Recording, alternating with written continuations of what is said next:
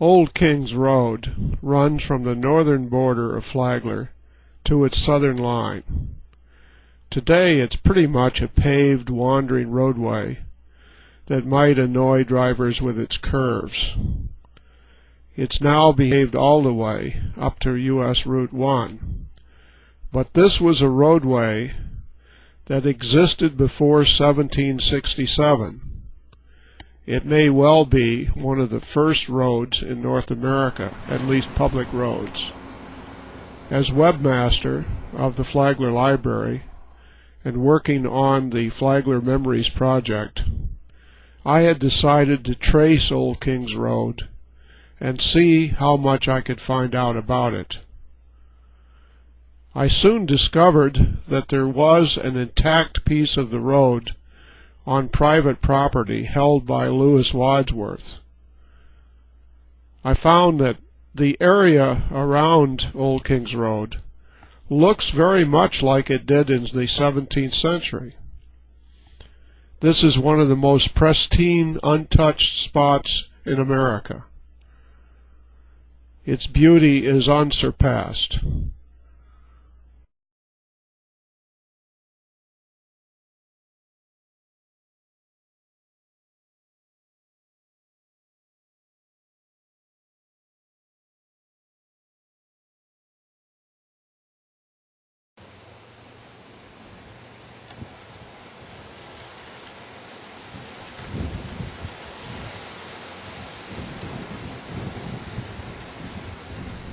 Maps and surveys show that present Old Kings Road falls almost exactly on the original route. It crosses Pellicer Creek, crosses the existing US 1, and turns east into Flagler County and thence south to the Flagler County line. There is some original Old Kings Road still existing on the property of Lewis Wadsworth, north of Pellicer Creek.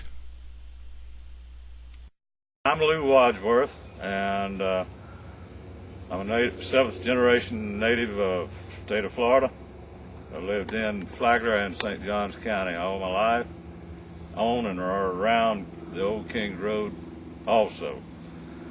In this area we have preserved an area 30 foot wide of Old Kings Road and put a monument down at the end where it goes down to the creek and the first bridge of the double bridges. The marker on Mr. Wadsworth's property read, "The Kings Road, an overland highway, constructed during Florida's British colonial period, 1763 to 1784, once traversed the double bridges property at this location.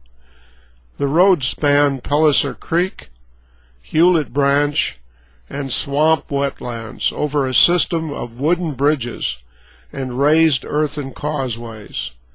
This crossing has long been called Double Bridges, named for the unusual combination of the two spans built so close together.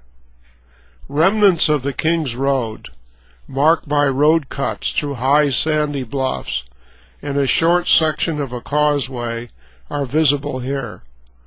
A longer section of the causeway can be seen in the south side of Pellicer Creek. The bridges are gone, but the remaining piers and extensive earthworks serve as monuments to this historic crossing. The causeways and bridges, spanning some 625 feet of swampland, were once an important part of the 18th century road that connected St. Augustine and New Smyrna. This major project, commissioned in 1772, was built to solidify East Florida as the British Crown's 14th colony.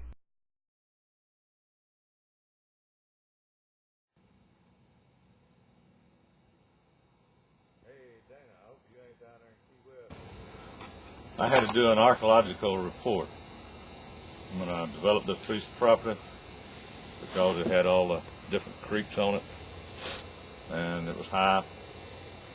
So I hired a boy named Dana St. Clair to do the report for me. And we got to talking about it, all the stuff that was from here to the sawmill and the Kings Road, and so we decided we'd do this. So he did the wording for me and got it approved by the state. There it is. I paid for it. And there's some on the other side too. Dana and them went across here. Just how come you called Double it bridges. double bridges? That's what everybody else around here called it. I named the subdivision that. That old boy down there named his little magazine that. He had got as far as Twin Bridges. He was trying to bridge the path to the future piece of land. I wanted him to come look at it. He got up there and I said, yeah, you know, I'm going to name it Double Bridges. And he just like fell out of the car. He said, well, can I name my magazine as that? And I said, I don't care. My land stops here. That over there is water management. Did you know that? No, I didn't. Yeah. That's the great water management, one of my pet peeves. Go ahead. Once you went across this bridge, you went across the causeway 626 feet, which was an amazing feat that they could fill that in where it would stand up, and then they went across another bridge to join up with the Kings Road on the other side and to Hewitt's Mill. So the road went from this property to Hewitt's Mill, and then it took an eastward trend? Well, it actually cut off. There was a road coming from Hewitt's Mill into Kings Road, and Kings Road went more to the left. I'd have to show it to you on one of those old maps. Well, I think if you went straight out of the old Kings Road, you'd end up on a little dirt road, and I think that might be it. Yeah, I know where it is. Old Kings Road existed before 1767. That's before the American Revolution. It once ran from Coleraine, Georgia, through Jacksonville, St. Augustine, and what's now Flagler County, straight south to New Smyrna. Just off Old Kings are some of the most historic and still beautiful areas in the United States. As the road builders and graders cover the last remaining pieces, I had decided to write down some of its history for our library collection. But how do you show 238 years of history that disappeared with angry Seminole warriors, the developers, and time? One of the best histories of our county was written by John Clegg, The History of Flagler County in 1978. I discovered some wonderful documents in the library archives. A Kings Road Preservation Committee in 1973. A Comprehensive Land Use Plan Report in 1978. A Historic Properties Survey in 1987. And a wonderful study called The Kings Road, Florida's First Highway, in 1997. And of course many newspaper articles by journalist James R. Ward, such as The Kings Road Stays Intact in Flagler in 1996. Oh, how this were still true. The original pre-revolutionary Old Kings Road pretty much has vanished. Its memory exists in a few street and place names: Indian Trails, Matanzas, Turnbull Woods, Pellicer, St. Joseph, Seminole Woods, Graham Swamp, and many others. Once traveling up this road were the 1768 Minorcan refugees from the failed New Smyrna colony, some of whom still live in Flagler today. The frightened Loyalist refugees from the American Revolution in 1776 gave Graham Swamp its name, and land-hungry settlers from Georgia and points north. Armies and angry settlers crossed this roadway. Old Kings Road bypasses ancient Indian sites that go back thousands of years. It follows Indian pathways and still traces areas now rapidly vanishing. Naturalist Audubon visited here. Famous soldiers, later of Civil War fame, fought Indians along this roadway. Here Florida's first settlers arrived. Areas frozen in time still exist. This little jewel of a lake, within Graham Swamp, reflects the estate of Lieutenant John Graham. He was loyal to the Crown during the Revolution. He brought over 200 slaves and established a plantation between existing Colbert Lane and Old Kings Road. This lake is directly opposite a history marker for Graham Swamp, but few are aware of the beauty that is just a few feet from the roadway. There are still a few remaining areas in Flagler County that have not been changed by progress. Today, Graham Swamp is a 3,000-acre conservation district. It once incorporated 20,000 acres.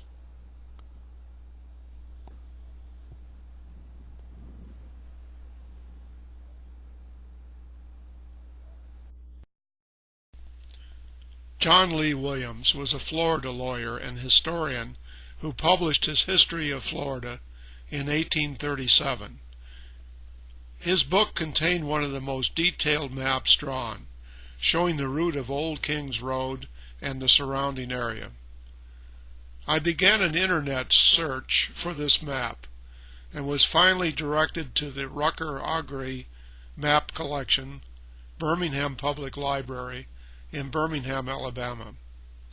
The cartographic section made a facsimile copy of this very large document, and I delivered it to the Flagler Library Director, Doug Sisney. It was mounted for display at the library as part of our history collection. It is perhaps one of the most detailed maps of the period. This map was drawn while Old Kings Road was in the middle of Indian warfare.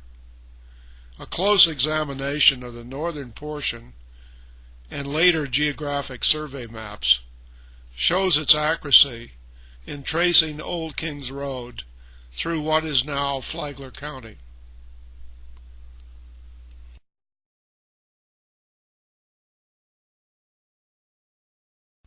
The Flagler area has a rich history. Old Kings Road is truly the link to Flagler County's history.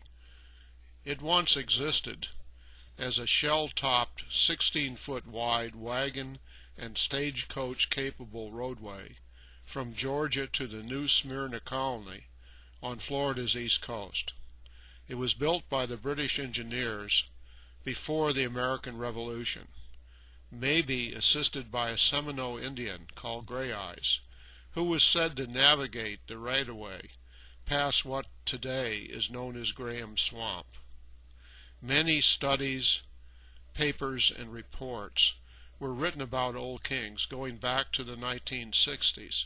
I found much of this in our library records, and then researched the fresh source of the Internet and tried to link much of the events that flowed through our area on its main avenue of access. Old Kings existed up through the Civil War, and then began to slowly vanish with the railroad coming into Flagler around 1885. I have attempted to reproduce excerpts from these many studies of our area, which was once called Mosquito County. Only a small portion of the actual roadway still exists, with its red, crushed coquina stone topping.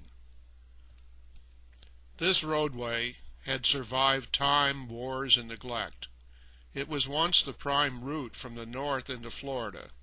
It was lined with plantations, large and small, employing several thousand slave laborers and artisans who operated the highly advanced factories and enterprises. When the new United States took over Florida in 1821, there was a great land rush along Old Kings. Wagon loads of new settlers from the north came here looking for land and promise. Andrew Jackson was appointed as Florida's provisional governor. He had a reputation as an Indian fighter and a great general in the War of 1812. He also planted the seeds of disaster for the Flagler area.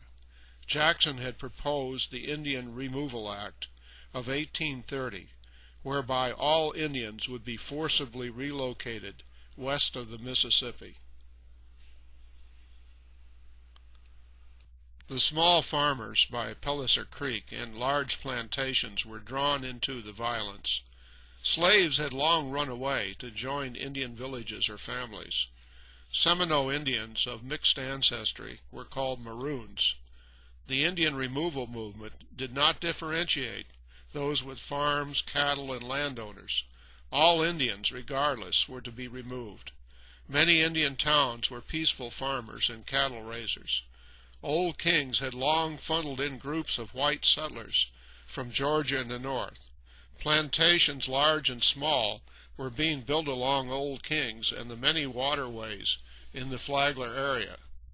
South along Old Kings, near the now Flagler County line, was Bulow Plantation. To see what Old Kings Road really looked like, you must turn east on Old Beach Road, leading to the present Bulow Plantation Preserve.